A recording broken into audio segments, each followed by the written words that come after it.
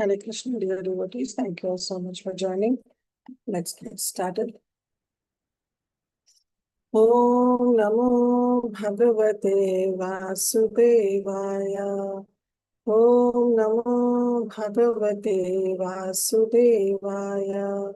Om Namo Bhagavate Vasudevaya. Narayanam Namaskrityam Naram Chaiva Narottamam Devim Saraswatim Vyasam Tato Jayam Udire Nashtiprayeshu Abhadreshu Nityam Bhagavata Sevaya Bhagavati Uttama Shloke Bhakti Bhavati Naishtiki Krishnaya Vasudevaya Devaki Nandanaya Cha Nanda Gopa Kumaraya Govindaya Namo Namaha Om Jnanatilgrandhasya Jnananjana Shalakaya Chakshurunmilitam Yena Tasmai Shri Gurave Namaha Shri Chaitanya Manobhishtam Sthapitam Yena Bhutale Swayam Rupya Kadamaya Dadati Swapadantikam Namo Vishnu Padaya Krishna Prasthaya Bhutale Srimate Bhakti Vedanta Swami Niti Namane Namaste Saraswate Deve Gauravani Pacharine Vishesha Shunyavadi Paschata Deshakare Jai Shri Krishna Chaitanya Prabhu Nityananda Shri Advaita Gadadhar Shivas Adi Gaura Bhaktavan Hare Krishna Krishna Krishna Hare Hare Hare Rama Rama Rama Hare Hare Guruve Gaura Chandrai Radhikaya Kadale Krishnaya Krishna Bhaktaya Tadbhaktaya Namo Namaha Mugham Karoti Vachalum Pangam Rangayate Giram Yat Kripahatam Hamdam Shri Guru Dinatarim Paramananda Madhava Shri Krishna Chaitanya Ishwar.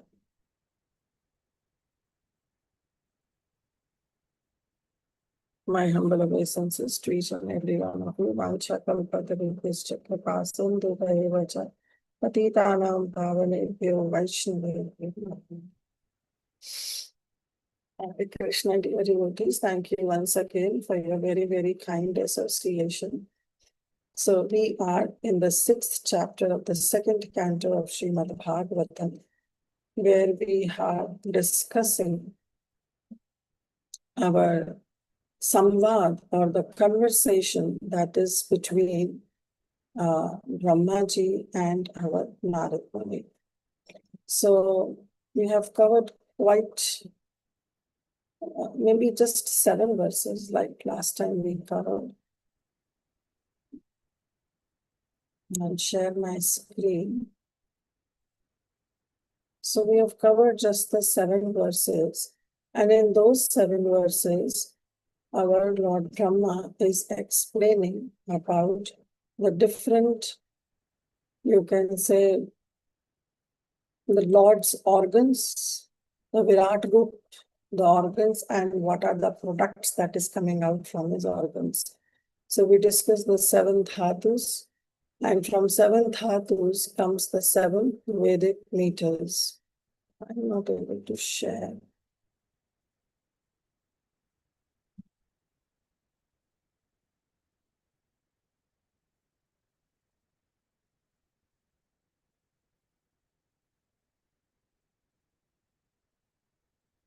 There is some problem. I don't know why I'm not able to share.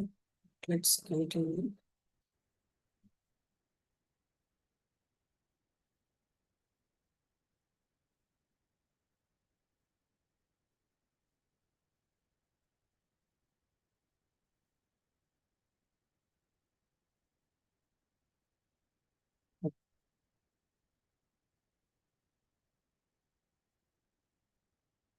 Yeah.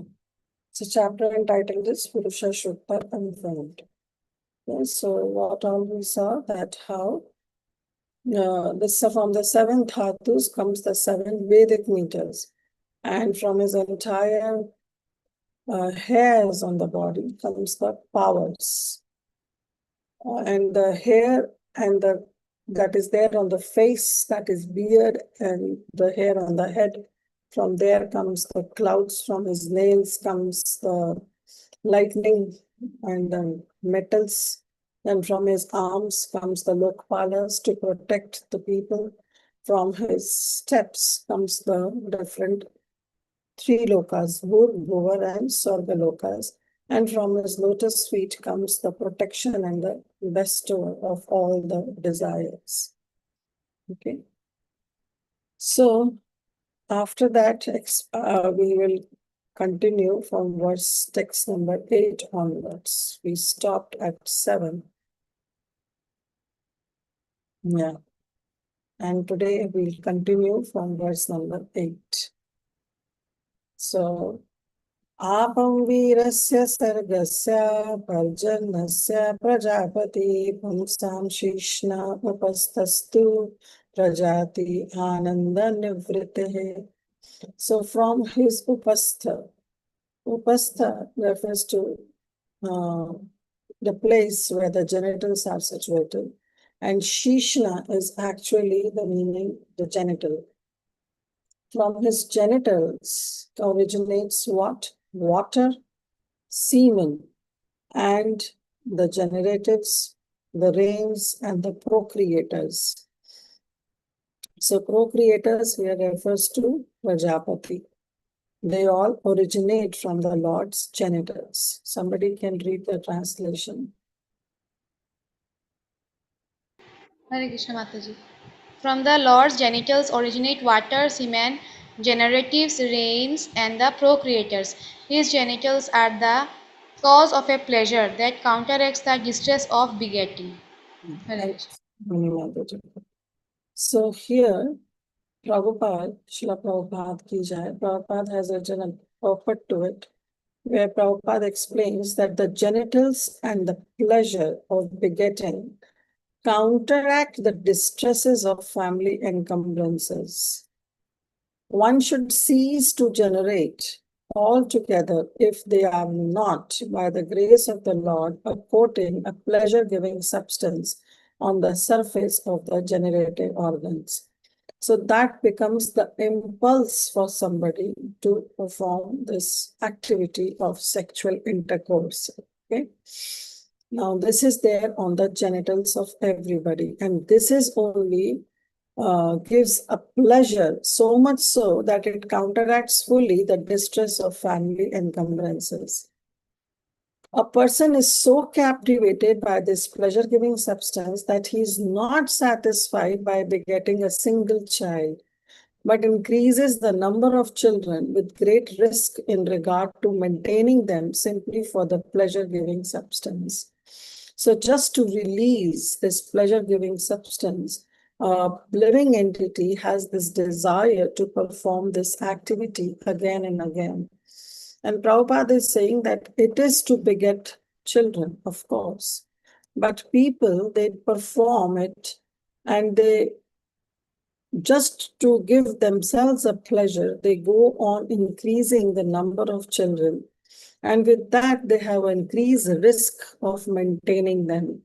Because here, maintaining children is not just in a material way, providing food, shelter, clothing, etc. But here, maintaining them means giving them the spiritual knowledge. Unless and until the children are given the spiritual knowledge, there is no need to beget children. Okay. This pleasure-giving substance is not false. However, because it originates from the transcendental body of the Lord, because it is generating from the body of the Lord, therefore it is not false, it is not wrong. Rather, Krishna also in Bhagavad Gita says that I am that sex in the living entity, right? So in other words, the pleasure-giving substance is a reality, but it has to be taken in the aspect of pervertedness on account of material contamination. So everything in this world is perverted. So everything is perverted in this material world. Similarly, this pleasure-giving substance, which is a reality, but it has taken on an aspect of pervertedness in the material contamination. In the material life, sex life is the cause of many distresses on account of material contact. Therefore, sex lives in the material world should not be encouraged beyond the necessity. There is a necessity for generating progeny even in the material world. But such generation of children must be carried out with full responsibility for spiritual values. So forget about performing this activity outside marriage, which is 100% condemned, 100%. It should not be performed. But even in the marriage, in that maryada, in that area of marriage also, there also Prabhupada is saying that we should not perform it beyond necessity. It should be only performed when there is a necessity for generating progeny. And children, generation of children must be carried out with full responsibility only and only for spiritual values, giving Krishna consciousness to our children right from the beginning. The spiritual values of life can be realized in the human form of material existence, but the human being must adopt the family planning with references to context of spiritual values and not otherwise. The degraded form of family restriction is by the use of contraceptives, etc. People just want to perform this activity, but they don't want to take up the responsibility of begetting a child. So that is the grossest type of material contamination. So no use of contraceptive, because if somebody is using this contraceptive means that they are doing this activity only and only for sense gratification, which is also highly condemned in our scriptures. Materialists who use these devices want to fully utilize the pleasure potency of the coating on the genitals by some artificial means, protecting themselves of not begetting a child without knowing the spiritual importance. Because it is the substance only that will help someone to see this is very important. This is a very valid and very potent substance, okay? And because it is coming from the Supreme Lord only, so it has to be utilized properly. If it is going downwards, and then children are there to be, you are begetting a children, then it is okay, provided you are giving the spiritual values to the child. If it is done only for sense gratification, it has to be condemned. It is condemned in the scriptures. It has not to be performed. Even in the restriction of marriage, forget about outside. Because the substance itself has a very spiritual importance. Because if it is not released downwards, and if one is able to control this sex desire, then this can be raised up, and this will help in the spiritual growth. The more one is able to control, not to release it, the more one is progressive in one's spiritual life, because it is a very spiritual importance. And without knowledge of spiritual values, they don't understand. Therefore, the less intelligent man tries to utilize this substance only in the material pleasure of the genitals. So all our sages, when they perform this austerity, they control this desire, and they raise this substance to the highest so that they can have some spiritual values. So it is very important, especially those who are in the path of bhakti. That is why time and again it is being mentioned that please maintain this celibacy. It is very, very important, because the more you are able to control the sex desire, the more you will be able to progress in your spiritual life. Okay. Text 9. Payuryamasya mitrasya parimokshasya narada himsaya nityarmityor nirasyasya gudam smritaha. Somebody can read the translation. Hare Krishna Mataji. O Narada, the evacuating outlet of the universal form, the Lord, is the abode of controlling the deity of death, Mitra, and the evacuating hole and the rectum of the Lord is the place of envy, misfortune, death, hell, etc. Thank you, Kadina. So here, Payu refers to the sense organ of evacuation. Okay, and Gudam refers to the place of evacuation, and you can say the rectum area. Parimokshasya means actually evacuating, the process of evacuation. And Nivriti means the poverty, or you can say the misfortune. And in the third line, it says Himasya Nityar Mrityur. Mrityur refers to the presiding deity of the place of evacuation. So how can we say that Mrityu is the presiding deity on the place of evacuation? Because in the previous chapter, we read that the presiding deity of the sense organ of evacuation, that is anus, the presiding deity is Mitra. But then why here it is being mentioned that the presiding deity of this Mrityu is the place of evacuation. He is the presiding deity of anus. So in this regard, our Srila Vishwanath Chakravarti Thakur writes that actually Mrityu enters with Apan. So we have 5 airs, the life airs. It enters with Apan. So Mitra is actually the presiding deity, but here we have to understand that Mrityu is mere an assistant of Mitra. Okay, he is just assisting Mitra, but actually the presiding deity of anus is Mitra.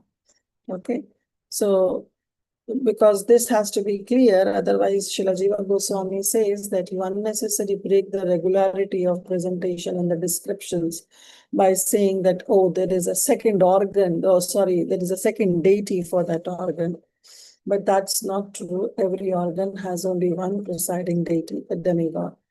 And we have to understand that the place of evacuation outlet, that is anus, the presiding deity is actually Mitra, but Mrityu is mere an assistant to it, the controlling deity of death. And this is the place of envy, misfortune, death, hell, etc. Text 10. पारभूतेर धर्मस्य तमश्चापि पश्चिमा नाद्यो नादीनां च गोत्राणाम् अस्ति संहति. Somebody can read the translation. Election Mataji. Go ahead. Translation. The back of the Lord is the place of all kinds of frustration and ignorance, as well as for immortality. From his veins flow the great rivers and rivulets, and on his bones are stacked the great mountains. Thank you. So from the Lord's back arose destruction, irreligion, and ignorance.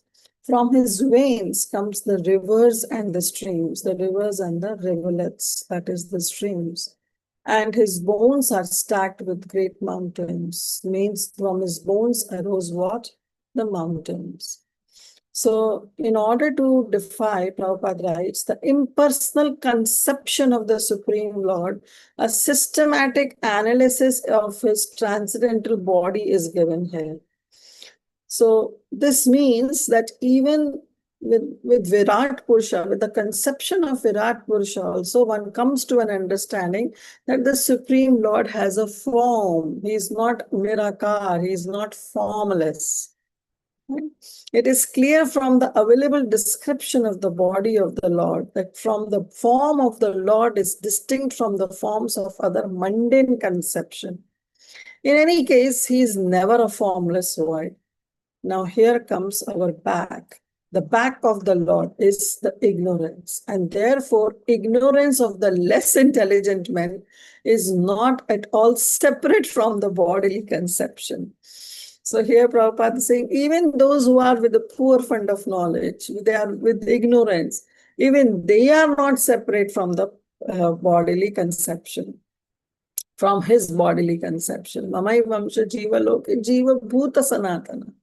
Krishna says, everybody is my part and parcel. Whether someone is atheist, someone is less intelligent, someone is intelligent, someone is a devotee, someone is a non-devotee. Actually, the source of everyone is Krishna. Therefore, it is said that all the living entities, like especially in the form, and when we get this human form, in this human form, we have this spiritual intelligence where we understand that what is the importance of this human form of life. And in that human form of life, we should develop this attitude of Jiva Daya. Why? Because everybody is a part and parcel of the Supreme. So Prabhupada is saying that even the ignorance is also one of the form of the Lord, that is the back of the Lord. And therefore they are also not separate. Since the body is the complete whole of everything, one cannot assert that he is impersonal only. On the contrary, the perfect description of the Lord holds that he is both impersonal and personal simultaneously. How is he impersonal? In his form of Brahman, as Brahman Jyoti. There he is impersonal. Only his impersonal emanation, that is Brahman, but the reflection of his transcendental body. So what is Brahman? Brahman is just the effulgence of the Supreme Lord. And those who are fortunate enough to have a view of the Lord from the front can realize his personal feature. And those who are always on the back of the Lord, they are always under ignorance and they cannot understand because they are only seeing the view of the back of the Lord. So they realize him in his impersonal feature. So the back of the Lord, which is it is the place of all kinds of frustration and ignorance, tamasa. Okay. So ignorance is actually also coming from the Supreme Lord. Text 11. Avyakta rasa sindhunam bhutanam nidhanasya cha udaram viditam pumso hridayam manasah padam. Somebody can read.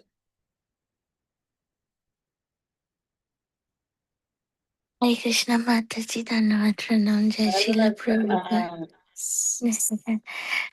Jai Srila Prabhupada. Translation and purport by Srila Prabhupada. Srila Prabhupada ki jai.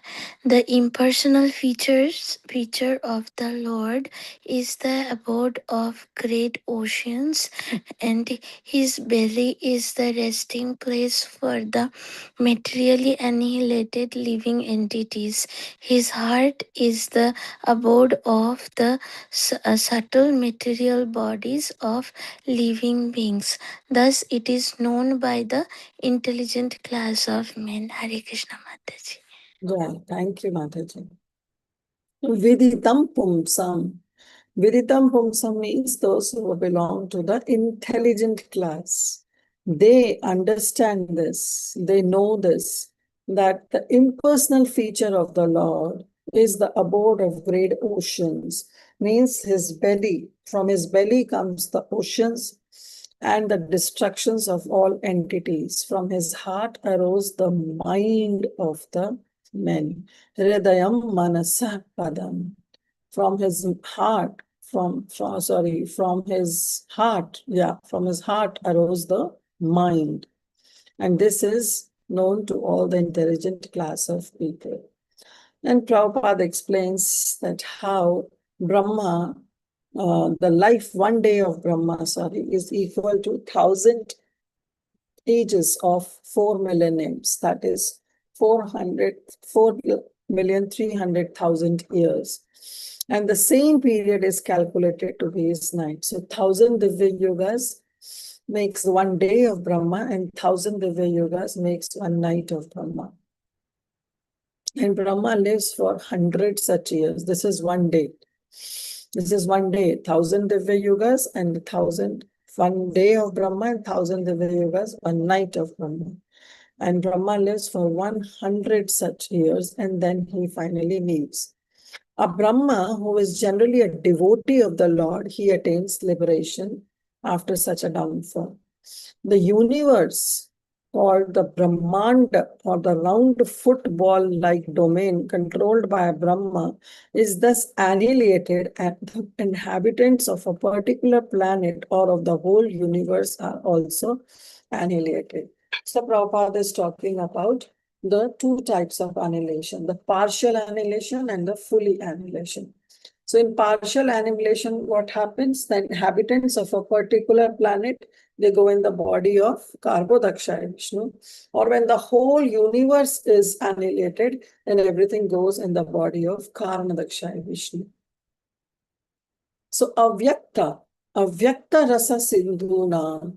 So the avyakta which is mentioned here in this verse, Prabhupada is saying it means the night of Brahma. Again, the ignorance. When partial annihilation takes place and the living entities of that particular Brahmand up to the planets of Brahmaloka, they merge into that big oceans. Along with, with the big oceans, all repose in the belly of Virat Purusha. They all go into the Hiranyagarbha, the belly of Garbhodakshaya Vishnu. At the end of Brahma's night, when now the day is supposed to start, the creation takes place, and the living entities that are reserved in the belly of the Lord, they are let loose and they come back again after that deep slumber. Since the living entities are never destroyed, the annihilation of the material world does not annihilate the existence of the living entities. The living entities are always there, whether it is partial annihilation or whether it is full annihilation.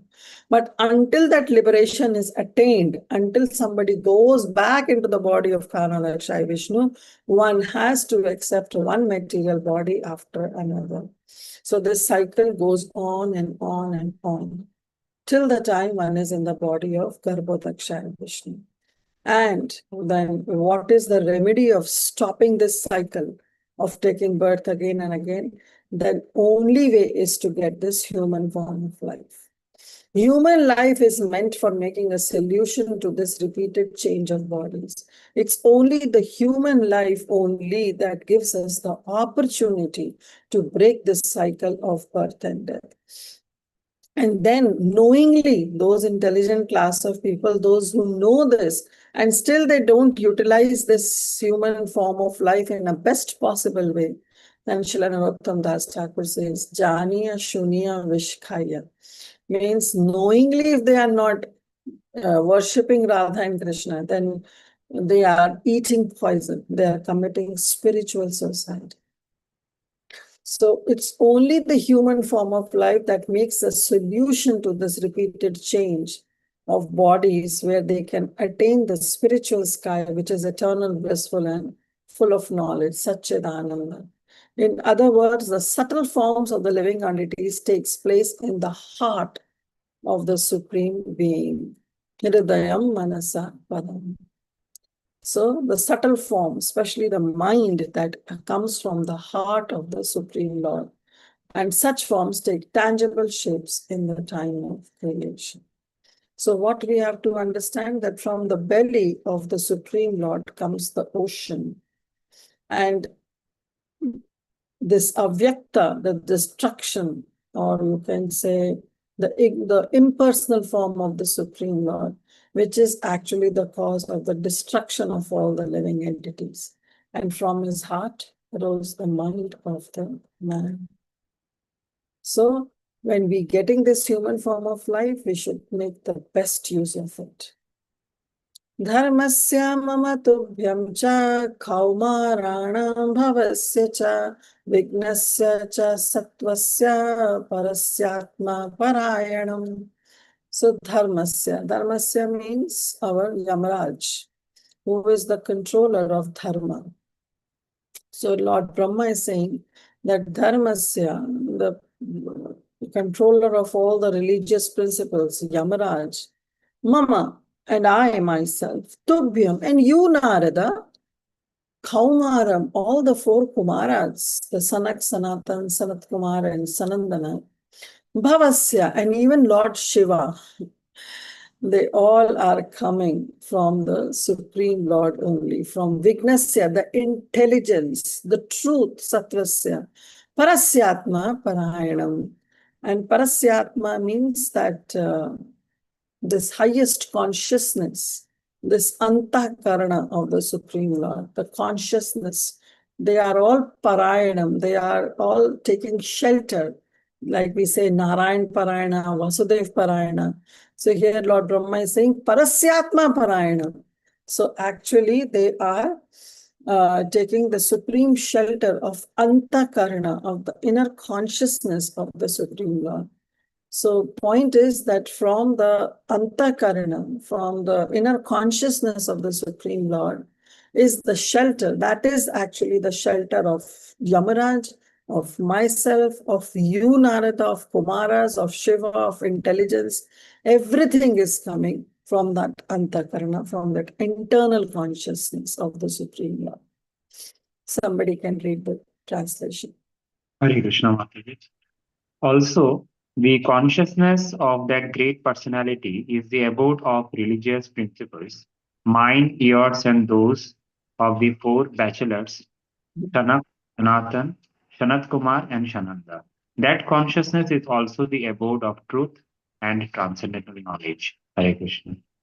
Done. Thank you, Prabhu.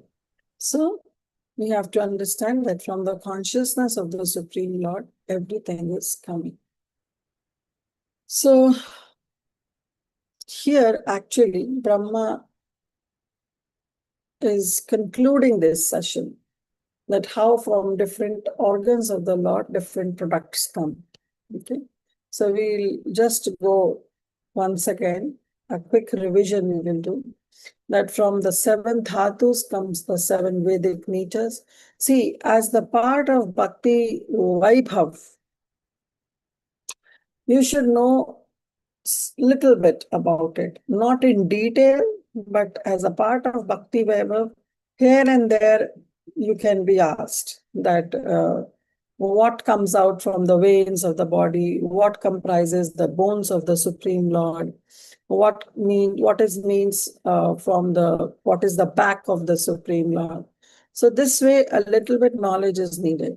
But as far as for the bhakti aspect, we should only have this understanding that the Supreme Lord is personal. He is never impersonal. He is impersonal only in the form of Brahman. But even as Virat Purusha, the Lord is personal because he is possessing a personal body and his body represents certain things. Okay, that all we have to understand. So from the 7 dhatus comes the 7 Vedic meters. From his bodily hairs come his shaktis. From his hair that is there on his head comes the clouds. From his nails comes the lightning. From his arms comes the Lokpalas. From his steps comes the Bhur, Bhuva and Swargaloka, the planets. From his feet comes the protection. From his evacuation, the Gudam or the place of evacuation, comes the envy, the misfortune, the poverty, etc., what we read. From his back comes frustration, ignorance. From his veins comes the rivers and the streams, the rivulets. From his bones comes the mountains. From his heart comes the mind. From his belly comes the ocean or the juice which is there in the foodstuffs. And from his consciousness comes everyone, Dharma, Brahma, Narada Muni, all the 4 Kumaras, the truth, the real knowledge, everything comes from this antakarana, from the consciousness of the Supreme Lord. Okay, so as part of Bhakti Vaibhav, this little bit understanding you should have. Coming to verse number from 13 and 16. 13 to 16 actually describes the Purusha Shukta. Now this real Purusha Shukta, because this chapter entitles Purusha Shukta Confirmed. So the Purusha Shukta that Brahma recites at the shore of Kshirosagar is coming from the Vedas. But that is reiterated by Lord Brahma in Srimad Bhagavatam, which is coming in Srimad Bhagavatam, where Brahma is explaining this to Narad Muni. Therefore, it has been this chapter is entitled Purusha Shukta Confirmed. And this is what gives this from verse 13 to 16 gives that what is there in Purusha Shukta. Aham bhavan bhavaschaiva ta ime munayo grajaha surasura nara nagaha khaga mriga sharishpraha gandharva sparsho yaksha raksho bhuta gado naga pashavaha pitraha siddha vidyadharas charana druma अन्ये च विविध जीवा जलस्थलनाभोक्षः ग्रह ग्रहक्षाकेतवस्तारस्तडितास्तनयन्वितः सर्वं पुरुषः एवदं भूतं भव्यं भवच्चयत् तेनेदम् आवृतं विश्वं वितस्मिन् अधिष्ठतिः. Vitasmin. Vitasmin refers to half a cubit, 9 inches. So he's talking about, he's saying Aham, Lord Shiva, Bhavaschaiva, Muneyo Grajaha. So he's talking, let's read the translation because it's very hard to explain each and every word. Somebody can read the translation. Hare Krishna Mataji, Pranam, I can read. Yeah. Translation by Srila Prabhupada ki jai.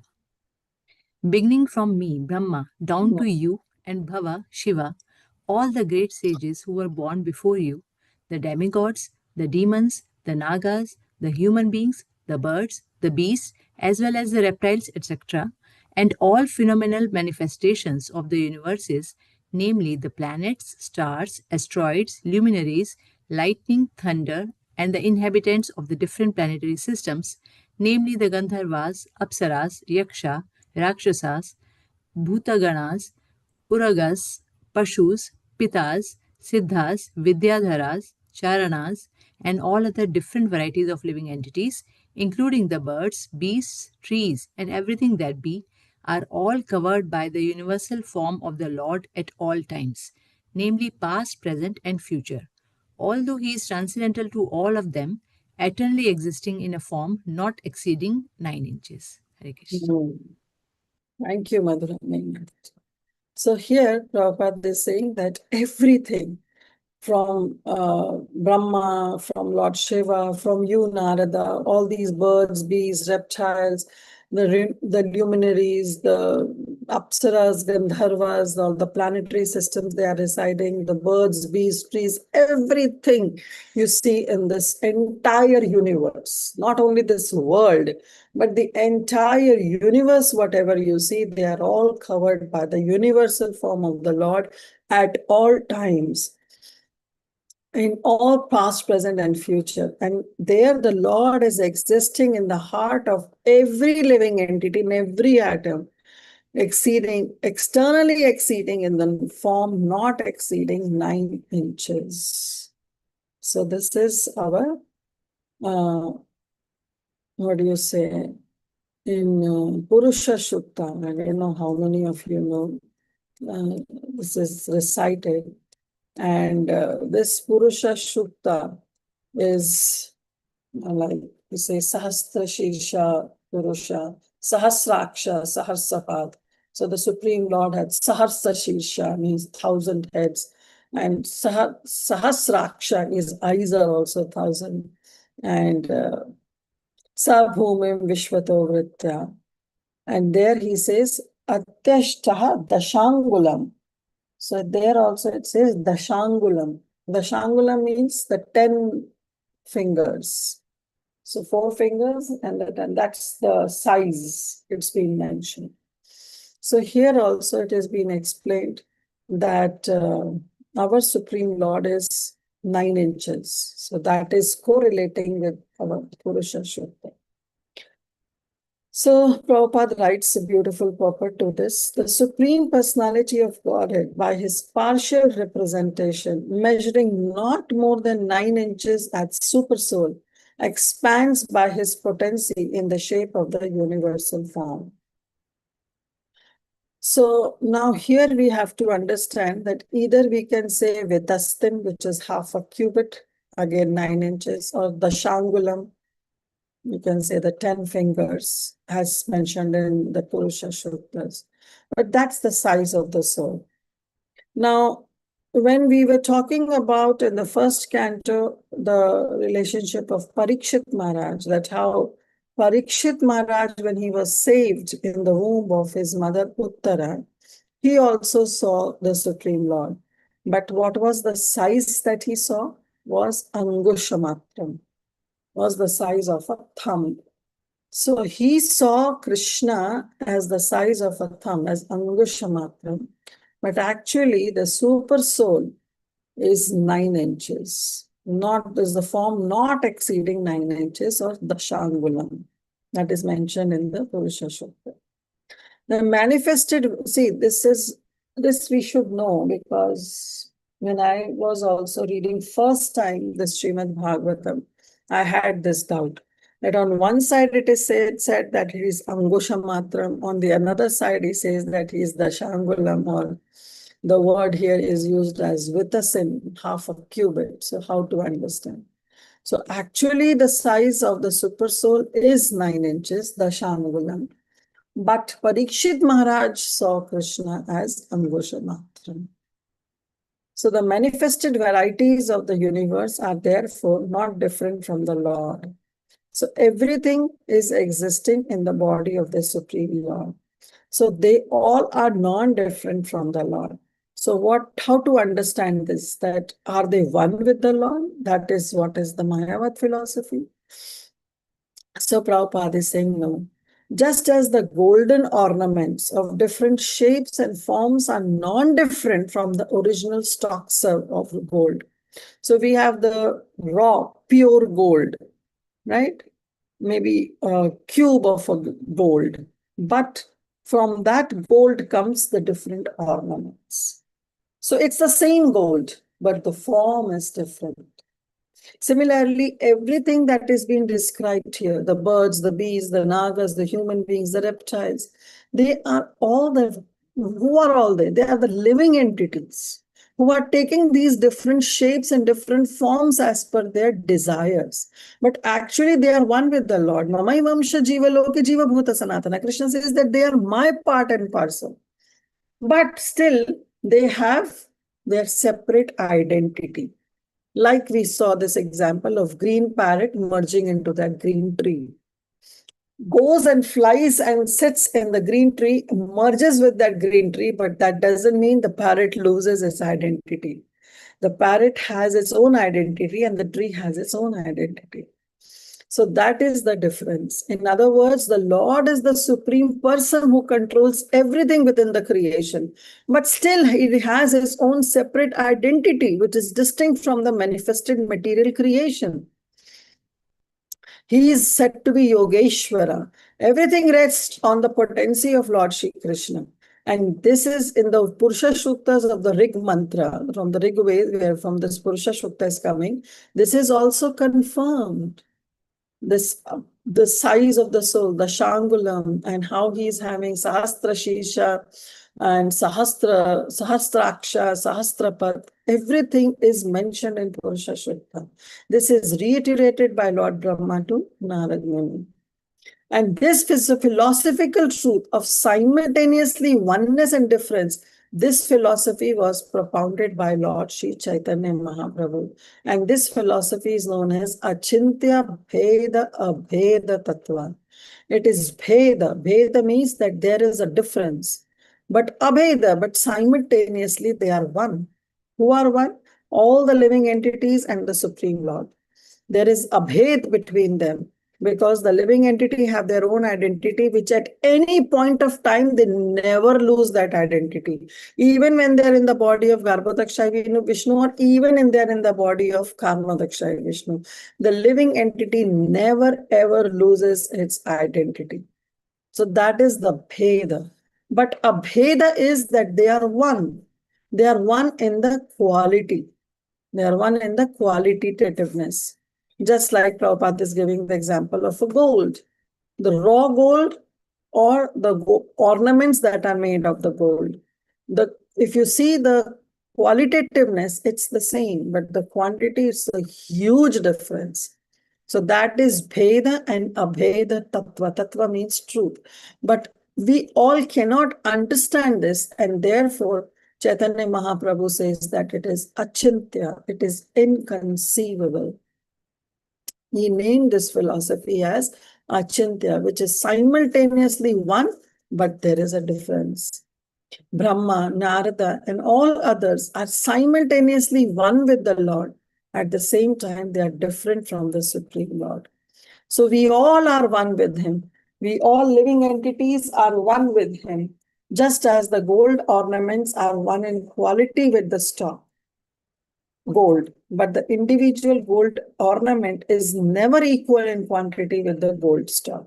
It can be equal in quality, but not in the quantity. The stock gold is never exhausted, even if there are innumerable ornaments emanating from that stock, because the stock is Purnam. It is complete. So this is, we are talking about our Supreme Lord. If Purnam is deducted from the Purnam, still the Supreme Purnam remains the same Purnam. He is still the complete. And this fact is inconceivable. In the material world, if we have something and we take out something from that thing, then the original source reduces. Suppose if you have 10 chapatis, if you have eaten 4, then you are left with what? 6. So the original source gets reduced. But that's not case with the Supreme Lord, because He's complete. So even if that complete is taken out, is being taken out from that complete, still the complete remains the complete. Okay? This fact is inconceivable to our to our present imperfect senses. Lord Chaitanya therefore defined this theory as achintya, inconceivable. And that is also confirmed in Bhagavad Gita and Bhagavatam. And in Lord Chaitanya's theory of achintya bheda tattva is the perfect philosophy of the absolute truth. So this is actually 13 to 16 describes, summarizes, you can say, the entire Purusha Sukta. Text 17. Swadhishnayam prataram prano bahischa prapati asu evam virajam pratapams tapatte antarbahi puman. Somebody can read the translation. Hare Krishna Mataji. Dhanyavad Pranam Jai Srila Prabhupada. Translation. The sun illuminates both internally and externally by expanding its radiation.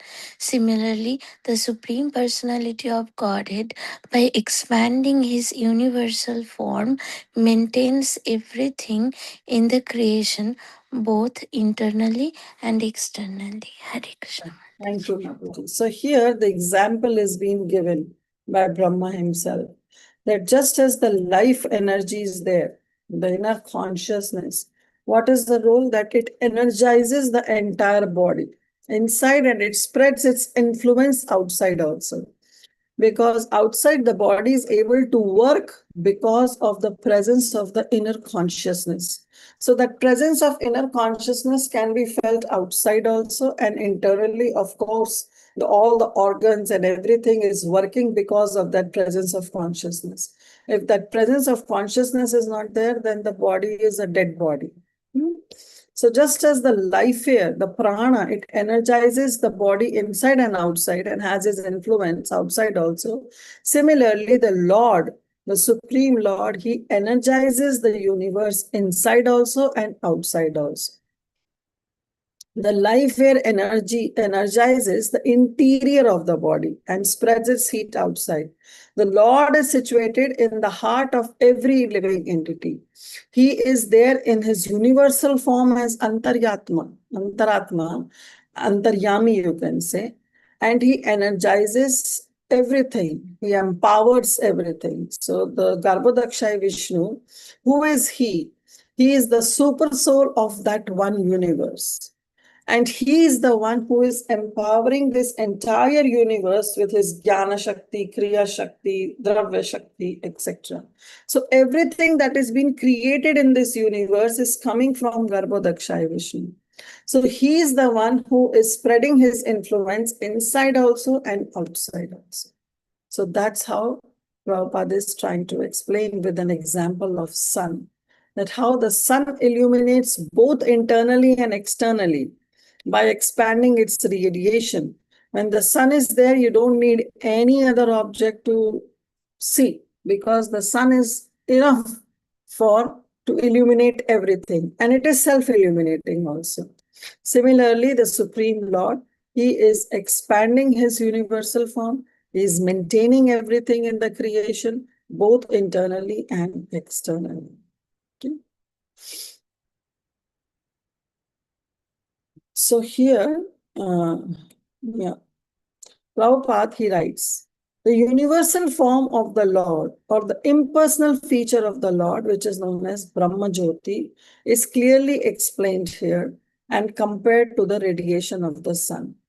The sunshine may expand all over the universe, but the source of the sunshine, namely the sun planet or the deity known as Surya Narayan, is the basis of such radiation. Okay, so just as the sun gives out its illumination, radiation, but an intelligent person knows that the source of that sunshine is the sun, and that sun is not just a disk, not just a globe, but that sun planet has a deity. He is known as Surya Narayan, or the present Surya Narayan is Vivaswan. Right? He's a personality. And similarly, the Supreme Lord Shri Krishna also is a person. He's a personality. And his basis is impersonal, Brahma Jyoti radiation. So the Brahma Jyoti, or the Brahman that we see, is actually coming from where? It is coming from the Supreme Lord only. The Supreme Lord effulgence is what is known as Brahma Jyoti. Just like the sunshine is just what is is coming from the sun globe only. So the impersonal feature of the Supreme Lord, the basis is the Supreme Lord. Brahmano hi pratishtha aham, Krishna says, that I am the basis of that Brahman. If I am not there, then there is no question of Brahman. Whereas the impersonalist, they think that actually Krishna is the basis of Brahman. The Brahman is all in all, and Lord Shri Krishna is the basis of Brahman. But Brahman actually the Brahman is the basis of Lord Shri Krishna, but that's not true. Krishna says, it's me, it's my presence only that this Brahman is existing. Brahmano hi pratishtha aham. The pratishtha of Brahman is because of me. The presence of a Brahman is because of me. Right? Otherwise, the Supreme Lord has his primary form. This is the secondary, the impersonal feature of the Lord is a secondary thing. But the primary form of the Lord is our dear Shyama Sundar, who is with two hands playing on his flute eternally. 75%. So now from here onwards, Prabhupada is talking about the next concept that is coming in this chapter is about one Ekapad Vibhuti and Tripad Vibhuti. What is Ekapad and Tripad? Means 1/4 and 3/4. Vibhuti means the opulence. So Prabhupada is saying that 75% means 1/4 of this expansive radiation of the Lord is manifested in the spiritual sky, that is Tripad Vibhuti. The 25% of his personal radiation comprehends the entire expansion of the material universes. So in a simple way to understand is that when Karnodakshaya Vishnu, he exhales, all the universe, they come into being, right? Now, all the universes together is what is known as the material creation. Not one universe, but all the universes together is what is known as material creation, the material existence. That entire material creation is just ekapad vibhuti, is just 1/4 of Lord Shri Krishna's opulence. All the material existence, all the universes that are coming together, they comprise only 1/4 of the entire creation of the Supreme Lord. And the 3/4 is the spiritual world. 75% expansion of his radiation is called his internal energy, which is under the direction of his internal energies, Yoga Maya Shakti, that is the spiritual world. Whereas the 25%, 1/4, is under the external energy, the Bahiranga Shakti of the Supreme Lord. One is in the Antaranga Shakti, and this is under Bahiranga Shakti. The living entities who are the residents of the spiritual as well as the material expansions, they are known as marginal energy, that is Tatastha Shakti. So the spiritual world, or the 75% of his opulence, of his vibhuti, of the Supreme Lord, is under his Antaranga Shakti. 1/4 is under the Bahiranga Shakti. But there are the living entities who are under another energy, which is known as Tataksha Shakti. Why they are known as Tatastha? Tatastha means on the tat. That means when you go to a beach, you see a portion of the land which is sometimes as land and sometimes it is covered by water. But it's a portion of that land. So they are known as Tatastha Shakti because they are at liberty to live in either of the energies, whether in the Bahiranga Shakti or under the Antaranga Shakti. Where this choice is given? When we are in the body of Karma Laksha Vishnu. Those who live within the spiritual expansion of the Lord, they are known as liberated souls. They are Nitya Siddhas. Whereas the residents of the external expansion, those who are under the Bahiranga Shakti, the what do you say, the external energy, the Maya Shakti, Mahamaya, they are always Nitya Baddhas. So those who are under Antaranga Shakti, they are Nitya Siddhas. And those who are under Bahiranga Shakti, Mahamaya, they are known as conditioned souls. They are Nitya Baddhas.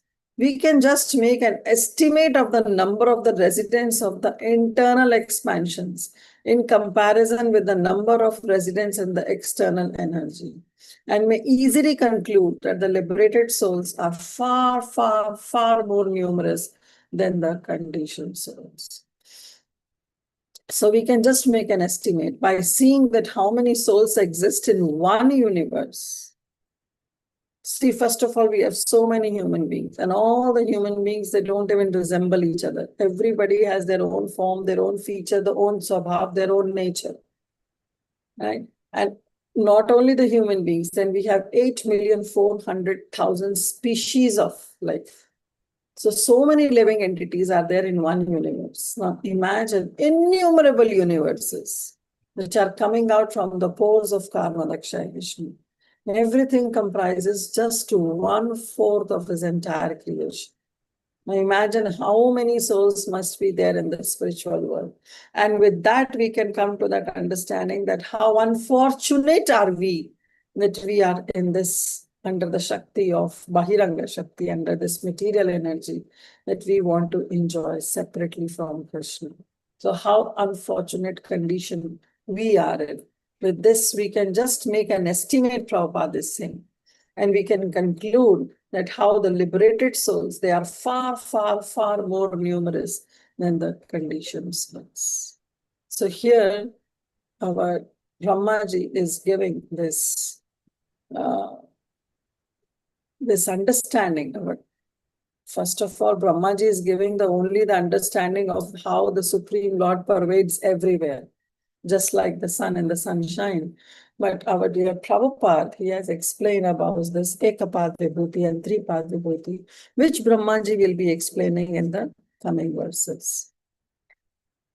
So amritasya bhasisyo mrityam annam yat atyagat mahimaisa tato brahman purushasya duratya. Somebody can read the translation.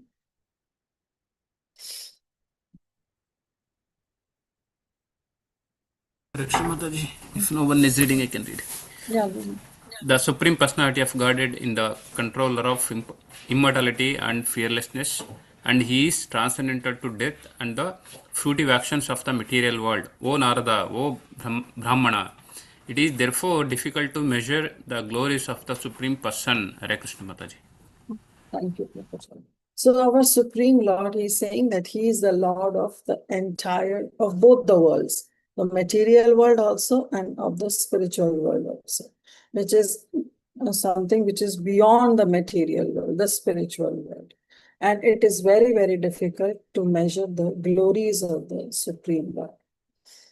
Prabhupada writes, the glories of the Lord in the transcendental Tripad Vibhuti, Tripad, third portion means three. So if you have a circle, you divide that circle. So you have four parts, right? If you divide horizontally and vertically that circle, you have four parts. So that one part is just the material creation. Therefore, it is known as Ekapad Vibhuti. Vibhuti means the opulence. And rest three parts is the spiritual world. And it is known as Tripad Vibhuti. As a part of Bhakti Vaibhav, you should know what is Ekapad, what is Tripad Vibhuti, and you should know the difference also between the Ekapad and the Tripad Vibhuti. So Prabhupada writes, the glories of the Supreme Lord, who is transcendental and has 75% of the Lord's internal potency. That is stated in the Padma Purana. It is said that those planets in the spiritual sky, which comprises the 75% of the Lord, they are far, far greater than those planets in the total universes which are composed by the external energy of the Lord. In the Chaitanya Charitamrita, the total universes and the external potency of the Lord are compared to a bucket full of mustard seeds. So how can you count those mustard seeds? Because Karnadakshay Vishnu is not just exhaling from his mouth and nose, but rather every pore of his body. Through every pore of his body, these universes are coming out. And it's also explained that they are compared to with the bubbles in the water. And Prabhupada is saying they're compared to the bucket full of mustard seeds. One mustard seed is calculated to be the universe itself. In one of the universe in which we are now living, the number of planets cannot be counted by human energy. So now how can we think of the sum total of all the universes? Even we cannot count the number of planets. Sometimes the scientists say Pluto is a planet, and on another point they say that Pluto is no more a planet. So this is just one simple example. But otherwise there are innumerable planets which we have not able to comprehend till now, which cannot be counted by the human energy. So how can we think of the sum total of all the universes? In one universe also we cannot count how many planets are there. Then what to talk about the different universes that are coming out from the body of Karnadakshay Vishnu, which are compared to with the bucket full of mustard seeds. How can we comprehend that? And the planets in the spiritual sky are at least 3 times the number of those in the material sky. Such planets, being spiritual, are in fact transcendental to the material modes, and therefore they are constituted as the mode of unalloyed goodness only. It's pure Shuddha Sattva. This conception of spiritual bliss, Brahmananda, is fully present in all those planets. Each of them is eternal. It is indestructible. It is nitya. It is eternal. And it is free from all kinds of limitations that is experienced in the material world. It is free from all that 4 defects. Each of them is self-illuminating. Krishna says, Na tad bhasayate suru, na shashanka na pavaka. It is self-illuminating, doesn't require any outside source to illuminate, whereas this material creation requires the sun to illuminate. The total sunshine of millions and mundane suns, it can be compared. How it is illuminating, it is powerfully dazzling than the total sunshine of millions of mundane suns that we see in this Ekapad Vibhuti, in this material existence. The inhabitants of those planets, they are nityas. They are liberated from birth, death, old age, and diseases, and they have full knowledge of everything. They are all godly, and they are free from all sorts of material hankerings. They have nothing to do there except to render transcendental loving service to the Supreme Lord, who is the predominating deity of that Vaikuntha planet. Whereas those who are in the material world are all engaged in sense gratification. Those liberated souls, those Nitya Siddhas, they're always engaged in singing the songs that I mentioned in Samaveda. All of them are personifications of the five Upanishads. Tripad Vibhuti, or the 75%, is known as the internal potency of the Lord, Antaranga Shakti. And it is to be understood as the kingdom of the God, which is far beyond the material sky. And when we speak of Pad Vibhuti, Ekapad Vibhuti, or the 25%, that is comprising his Bahiranga Shakti. And we should understand that this refers to the sphere of the material world. So in the Padma Puran, this is Sripad Vibhuti is transcendental. So now here the differences are mentioned in the purport. So this purport is very important as part of your Bhakti Vaibhav course. So where you can find out the differences between the Ekapad Vibhuti and Tripad Vibhuti. So whereas the Pad Vibhuti, Ekapad Vibhuti is mundane, Tripad Vibhuti is eternal. The Lord and his eternal servitors in the transcendental kingdom, they all have eternal forms which are auspicious, fallible, infallible, spiritual, and eternally youthful. In other words, there is no birth, death, old age, and disease. But that's not the same with Ekapad Vibhuti. It is inauspicious, it is fallible, and it is not, it is material, and it is always succumbed under this old age and disease. The eternal world is full of transcendental enjoyment and full of beauty. This very fact is also corroborated in the verse Srimad Bhagavatam. As described in the Vedas, the Supreme Lord is the Lord of immortality. The Lord is immortal because he's the Lord of immortality. He can award immortality to his devotees. The Lord also assures that whoever goes to his abode will never come back to this mortal world of threefold miseries. Again, one difference. So this is, we know this verse, Yad Gatvana Nivartante Tadhama Paramam Mama. But this is another difference that has been mentioned, that world is full of immortality, but this world is mortal world. It is under the threefold miseries. But there is no misery at all. It is Vaikuntha, no Kuntha. The Lord is not like the mundane Lord. The mundane master or Lord never enjoys equally with his subordinates, but in the mundane Lord, immortal.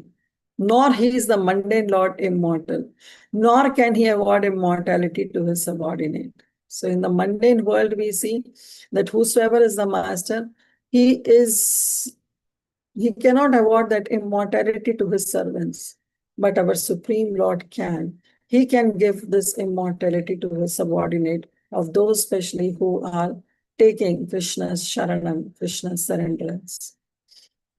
The Supreme Lord, who is the leader of all living entities, can award all the qualities of his personality unto his devotees. Yasyati Bhakti Rakinchana, like all the qualities we can get if we are surrendered to the Supreme Lord.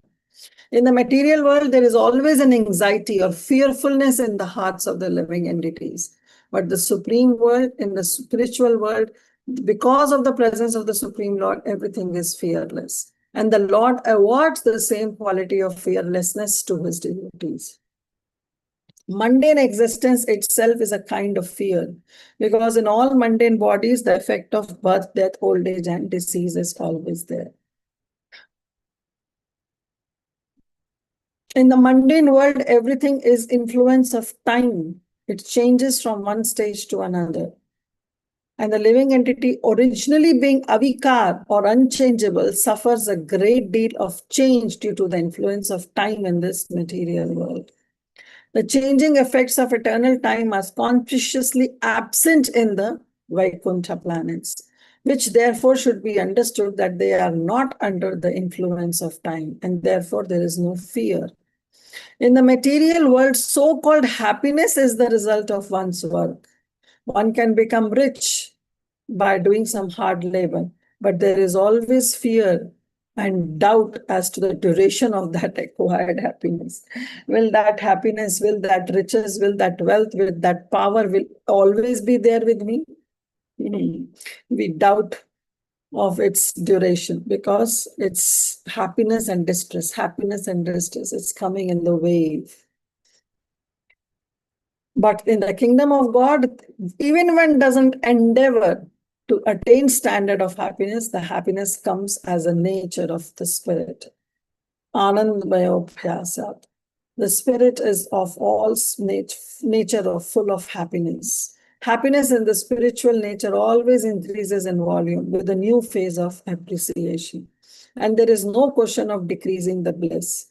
Such unalloyed spiritual bliss is nowhere to be found, including Janaloka, Maharloka, or even the Saptaloka where Lord Brahma comes from. It is therefore here stated Durattayaha. In other words, spiritual happiness in the eternal kingdom of Lord cannot be imagined even by the great brahmacharis or the sannyasis who are eligible to be promoted to the heavenly planets. Or the greatness of the Supreme Lord is so great that it cannot be imagined by even the brahmacharis or the sannyasis. But such happiness is factually attained by the unalloyed devotees of the Lord by his divine grace. So therefore, it is known as Achintaya. We will stop here, but it's a very important thing that what we will do is that you all can take it as a homework, and you can, from this purport itself, from this purport and the previous purport, you point out the differences between the Ekapad Vibhuti and the Tripad Vibhuti. And because the more you read the purport, you'll get more differences between this Ekapad and Vibhuti and the Tripad Vibhuti. So you just make a tabular form of kind of thing, and you can find out the differences. And either you can, better you can share in your study group only. You all have a study group, because that way it's going to help you. First of all, it will help you to understand the purport properly, read the purport properly, and then you will come out many differences also between the Ekapad and Tripad, and that you can share among yourselves. If you want, you can share with any one of us also, or in the group, but better if you can share it among yourselves, because this is going to help you as a part of Bhakti Vaibhav course. Otherwise also, knowing this knowledge, having this knowledge of the Supreme Lord is always good. But as a part of Bhakti Vaibhav course, you should know the differences between the Ekapad and Tripad. At least when I did, we got this question in the question bank. So hopefully you all will also get. So be aware of it and study it properly. Okay. From text 19, we will start tomorrow. Yes, so Damani, we'll stop here. No, 19th we will start on Thursday, not tomorrow. Yes, Sadamini, please go ahead. Hare Krishna Mataji, Dandavat Pranam. Thank you Mataji for today's class. I had few questions Mataji. One is that that point Mataji, death of deity of the evacuating whole Mitra, and you said that Mritu is an assistant. So, but generally we know Dharmaraj is Yamaraj, and he is the deity of death. So he is the deity of death. But there, Lord Brahma is talking about the presiding deity of Anus. You see. Acha. The presiding deity of Anus is Mitra. But here it's been described as Mrityu. So that's Srila Vishwanath Chakravarti Thakur says that we have to make it very clear, because every organ has a specific deity. O Narada, the evacuating outlet of the universal form of the Lord. What is an evacuating organ? That is anus. Is the abode of the controlling deity of death, that is Mrityu. Mitra, the evacuating hole, or the rectum, is the place of envy, misfortune, death, hell, etc. So it is actually Mitra only, but Mrityu is simply assisting, because everybody is a personality. Mrityu is a personality. Right? So it is talking about that particular area, that anus area or the rectum area, the presiding deity of that place is Mitra. So Mitra and Yamaraj, they are two different persons, Mataji. Okay, okay. And is Mrityu here Yamaraj or not? No, Mrityu is again different. Yamaraj is the controller of death, and Mrityu is actually death. Acha, controller of death. Okay, okay. So Yamaraj does not reside there. Mitra is residing. Okay, and he is the controller. Okay, Mataji. So they are different. Mataji, can we take it that Yamaraj decides how Mrityu should give act in the process of death? Is it that way? Controller means that only, right? Yes, controller means, yeah, it's under the He jurisdiction is of deciding authority according to Yes. times, place, and circumstances. He decides, and then Mrityu is the person who's executing it. Yes. So Yamaraj is a higher authority, Mataji. Higher authority, yes. Okay. Okay, Mataji. Can I ask another question, Mataji? Yeah, yeah, go ahead. In 11, Mataji, text 11, it was mentioned that up to the planets of Brahmaloka, there is annihilation, partial and complete. You were discussing those things. So I was thinking, Mataji, after partial annihilation, like when Brahmaji sleeps after every day, so up to the planets of Brahmaloka, it's annihilated. Then where does Brahmaji reside? For partial annihilation, it's only up to the Janaloka. Tapaloka, Maharloka, and Satyaloka, they are there. It's only till Janaloka that the entire universe is filled with the water.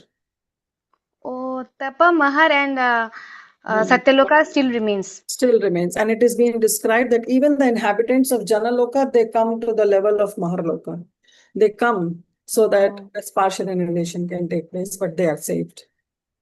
Oh, okay, okay.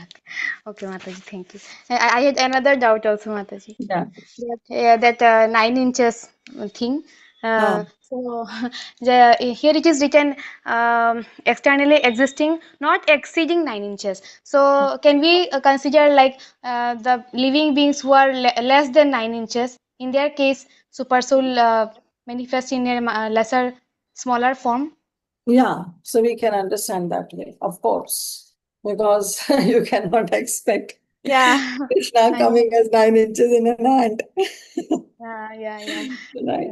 So therefore, actually, this Purusha Shukta says Dashangulam. That is more appropriate, the 10 fingers. And then, however big the organism or the living being is, super soul will be like within 9 inches. Not bigger than that. Yeah. Thank you.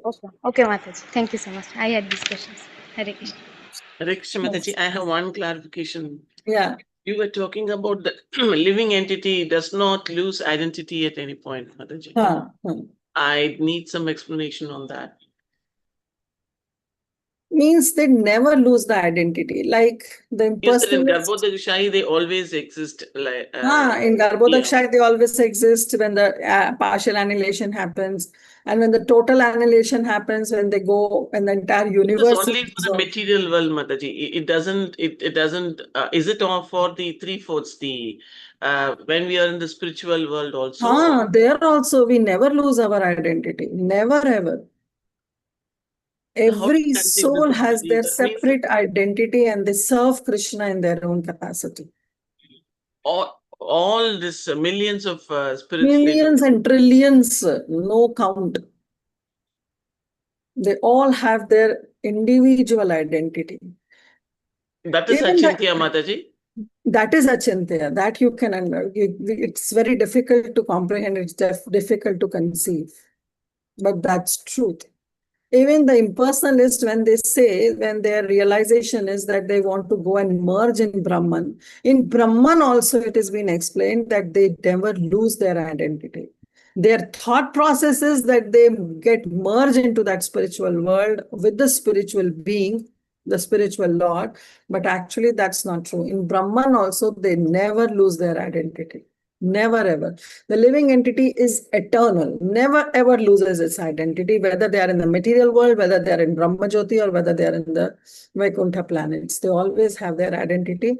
And in the spiritual world, they are always engaged in serving the Supreme Lord, whereas in the material world, they are Nitya Baddhas, they are always engaged in their own sense gratification. And in Brahmajyoti, Mataji? In Brahmajyoti, they are just there. They are not actively participating in any service.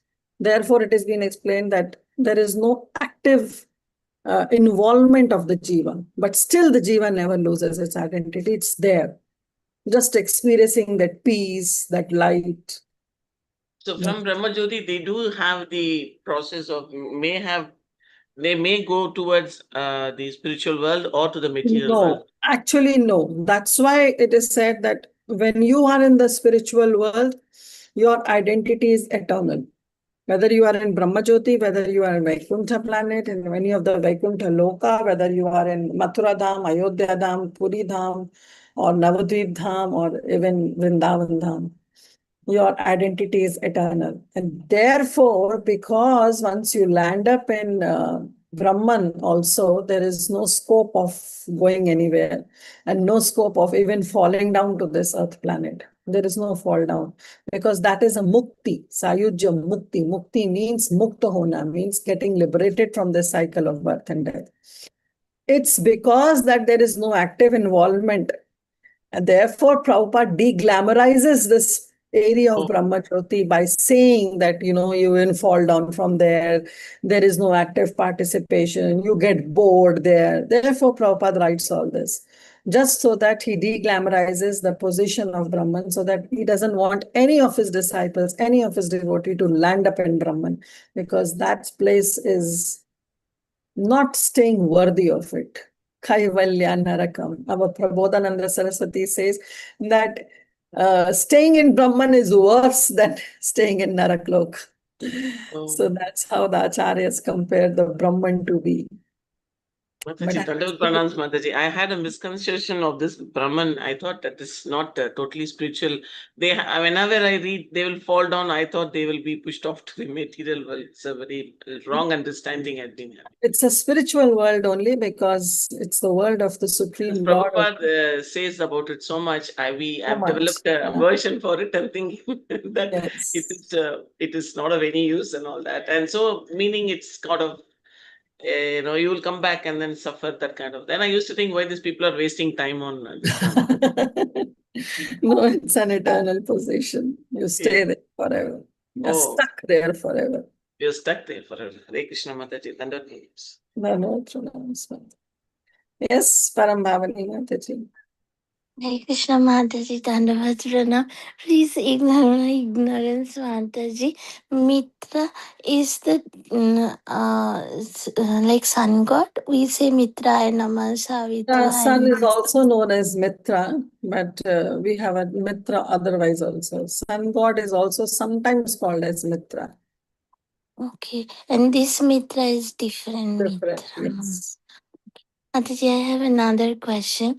From Bhagavad Gita, we learned that this Vishwarupa is not eternal, but it's meditating. It's a object of meditation for the like the dhyana yogis in different stage. Like so, Mataji, I was thinking for us, like who are devotees, like trying for myself, trying to be so we can see the hills and remember, oh, this is the bones of Lord. See the rivers. That's how we can utilize this knowledge. This knowledge, we can have this understanding that nothing is beyond the Supreme Law. Everything is under the control of the Supreme Law. So when you go and see the mountains, you can have this experience that these mountains are the bones of the Supreme Lord. But at the same time, the devotee, they don't comprehend much on Virat Purusha. They are interested in worshipping the two-handed Shyamasundar form of the Supreme Lord. But at the same time, relating everything in this material world to the Supreme Lord is also not wrong. In that way, you are conscious that everything is actually the energy or the vibhuti or the opulence of the Supreme Lord. Mataji, His Grace Gauranga Darshan Prabhuji has an app, and there Prabhuji always mention like how to remember Krishna. Always we drink water, then remember Krishna is the taste of water. Krishna says, right? So you drink water, you remember Krishna. You see anything, you remember Krishna. You see the oceans or the rivers, the rivulets, you remember the veins of the Supreme. Hare Krishna Mataji, Dandavad Pranam. Okay, thank you all so much. So we will stop here. See you all on Thursday. On Thursday, Priti Vilasni Mataji will continue from verse number 19, right? We did 18. So from verse number 19. Let's offer our obeisances to all the Vaishnavas. Vanchakalpate Rupyascha Krupasindhuva Evacha Patitanam Pavanebhyo Vaishnavebhyo Namo Namaha. Anantakoti Vaishnavrinda ki jai. Srila Prabhupada ki jai. Granth Srimad Bhagavatam ki jai. All the assembled Vaishnavas ki jai. Please don't forget the homework and try to find out the differences between the Ekapad Vibhuti and Tripad Vibhuti and share if possible. Okay, thank you, dear devotees. Thank you, Mataji. Hare Hare Thank you so Krishna. much. Hare Krishna.